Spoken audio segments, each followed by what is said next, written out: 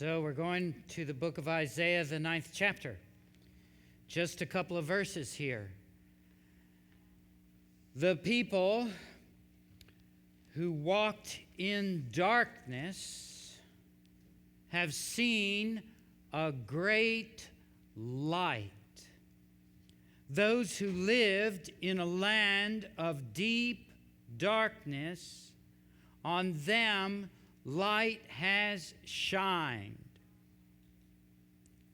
You have multiplied the nation. You have increased its joy.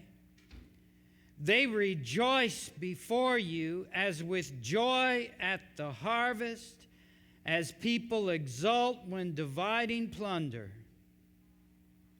For the yoke of their burden and the bar across their shoulders, the rod of their oppressor, you have broken, as on the day of Midian.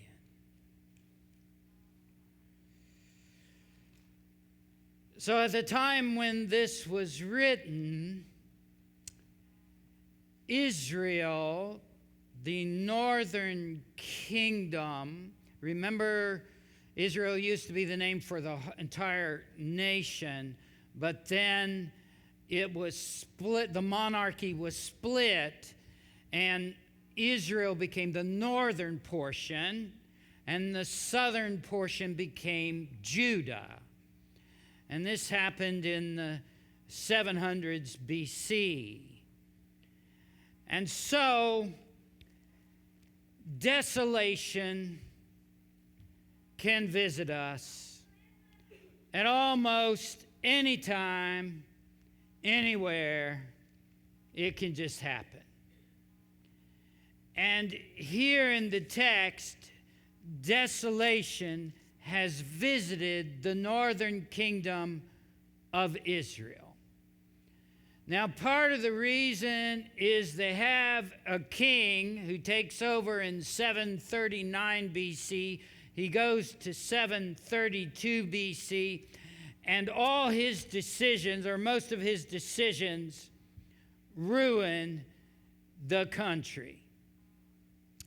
First of all, this king is rather greedy for power, and so he decides to gain power. He's a general in the northern army of Israel. And this general decides to murder the present king and take over and become the new king. Now, the previous king's name was Pekahiah. I don't suggest you ever name your kid that, okay? Pekahiah. That's his name.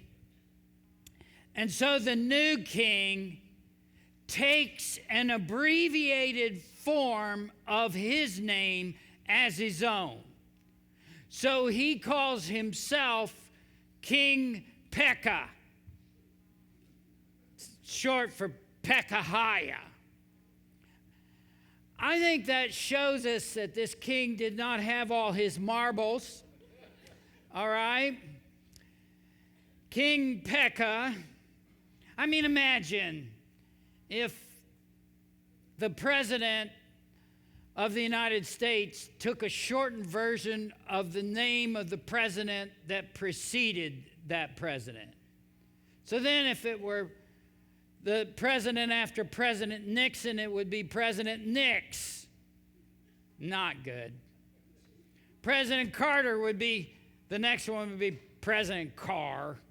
President Clinton would be President Clint. And on it goes. President Bush, how would you shorten that? President Bus. I'll leave you to think how you'd shorten President Obama. But anyway, on we go. And you get the notion that this is silly. Pekahiah. He also does something else.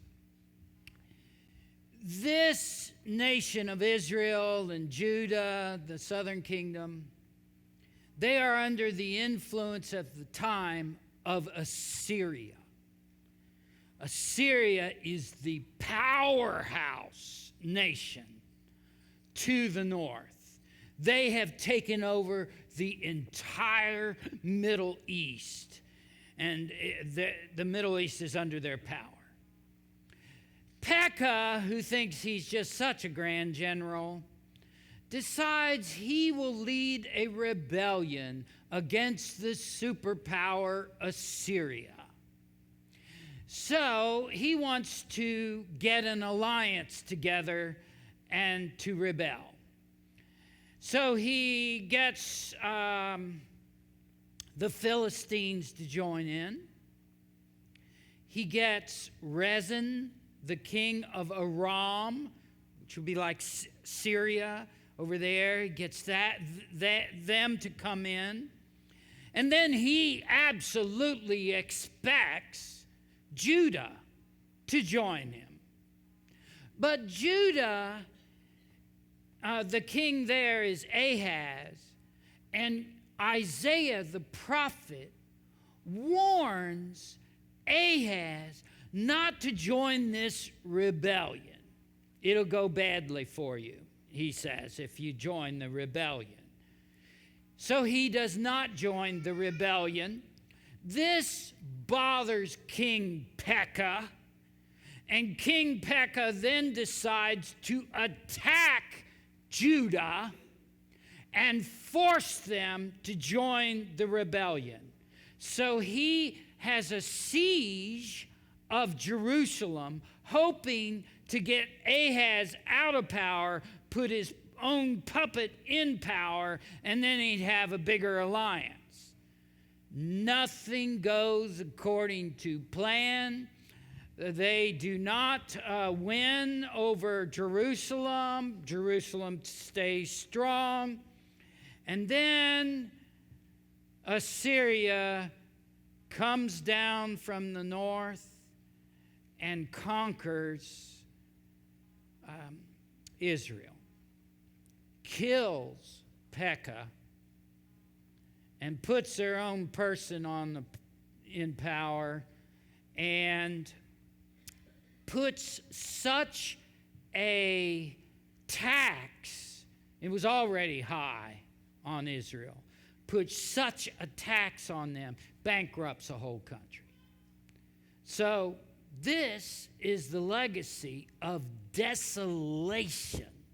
So you can imagine living in Israel, and suddenly you have to pay taxes that you can't afford.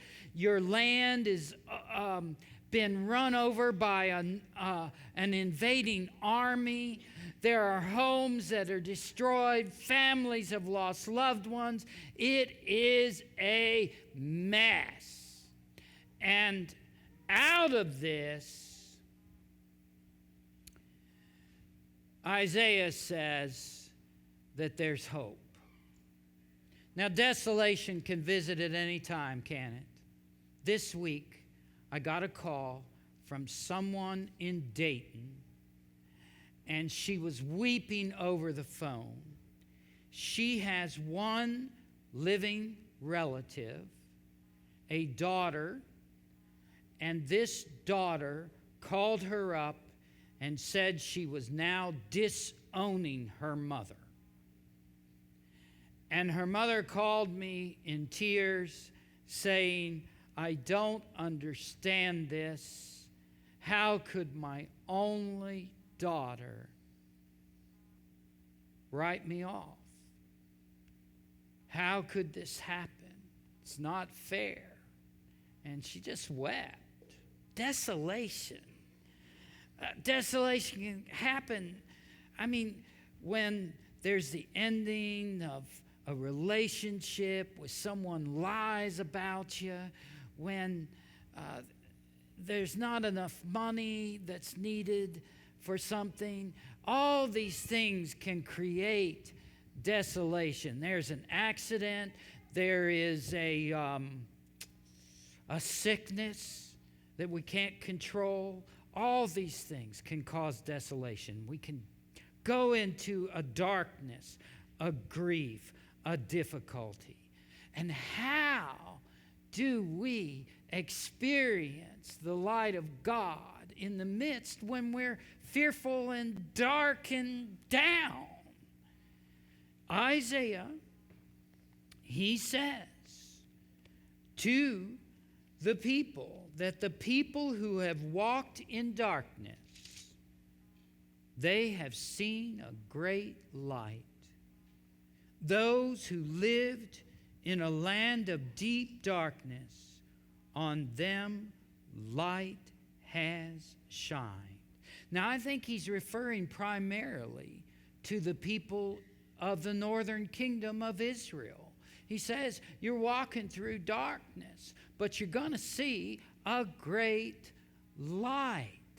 A great light. And we know this to be God's light. God's light. Now, they thought it might be the king Hezekiah, that maybe that would be the great light, but Hezekiah proved not to be as great a light as he originally promised to be. And so, who is this great light? Of course, we would know that it would take generations later for the great light to really be seen by the people. The great light. Now, how do we see a great light, the light of God, when we're in darkness? And one of the things, I don't have all the answers for this, but one of the things that seems to be in this text is we've got to pay attention. Pay attention. Isaiah, as a prophet, pays close attention to all that's going on politically within the nations, within God's chosen people. He pays close attention to the current events of the day. He also pays close attention to God. He's paying close attention. I think when we're in desolation, it is a call for us to pay attention. What's going on? And let's look for the light of God. Now, I was trying to come up with a fantastic closing, powerful story for this sermon to illustrate the point that God comes. And how does God come? God came as what? A child? And the child that would be born would be named Wonderful Counselor, Mighty God, Everlasting Father, Prince of Peace. And so I wanted to come up with an illustration which would show that God can counsel us. God can show us God's strength. God can show us time, the gift of eternity, so that we can look beyond our present desolation and see the light of eternity, and that God can bring peace. And I mused all day upon it, and I couldn't come up with anything. All right? I couldn't come up with anything. Thought of story after story, and I don't know, it's just checked. I couldn't get it.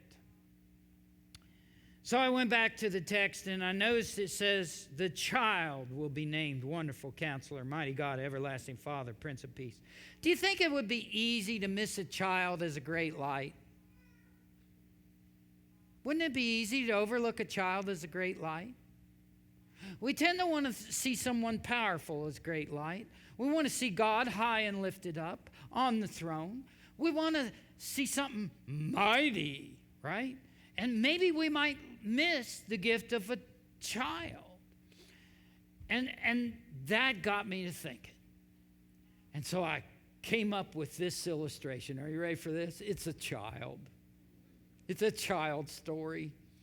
And so here it is. Let's go to the last slide. Sorry I got out of order for you. This is a granddaughter of mine. This is Evelyn. Now, I was with Evelyn on Friday evening and the rest of her family, and her mother is my daughter, Rachel. And Rachel decided to bake me some brownies because she knows her father likes brownies. And I really like that, okay? I get brownies that evening. Evelyn, so she whisks this up, right? You got to get the batter and you got to mix it. And she does this by hand with a whisk. That thing in Evelyn's hand is a whisk, by the way. I asked my wife, she says it's a whisk.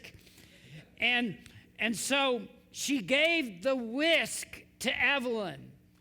And Evelyn, with utter delight, begins to lick the batter off the whisk, right?